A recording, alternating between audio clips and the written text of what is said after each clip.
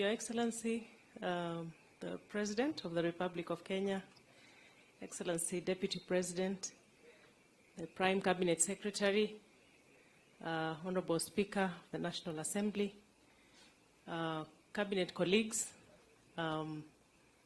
members of the diplomatic community, members of Parliament, and everybody here.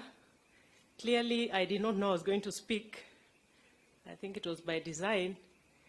But first is to congratulate my brother, Honorable Duale. I'm a mentee of Honorable Duale. Only that I'm not as loud as he is. But he has taught me a few political tricks during our 10 years period together in Parliament. And he actually came to my rescue during the infamous "the ayes have it." He stood by me when the speaker was somewhere behind the speaker's seat, and all my colleagues in the speaker's panel had deliberately absented themselves from the country. And I was called from maternity leave to deal with a very tough task.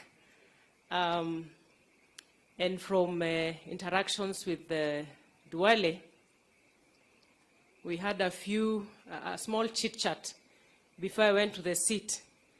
And the rest is history. The other day I saw it replayed, and that's one of the tough things that we had to, through thick and thin, make sure that government business was passed in the House, and not to say that we did anything wrong with the verdict of the ayes have it. It's a story for another day, and I'm sure probably for another book. And I'm hoping, because I've not yet read the book, that Duale might have done an account of the true story behind the ayes have it. With those few remarks, Your Excellency, I will buy the book and also I have a few libraries, about 5 of them, that I'll also buy. So I'll buy 6 books and put some in the 5 libraries. And I know many young Kenyans are going to benefit from your leadership. Thank you very much. Thank you, Waziri. Up next is his cabinet colleague, Kipchumba Murkomen, the Cabinet Secretary for Transport. Karibu, Waziri.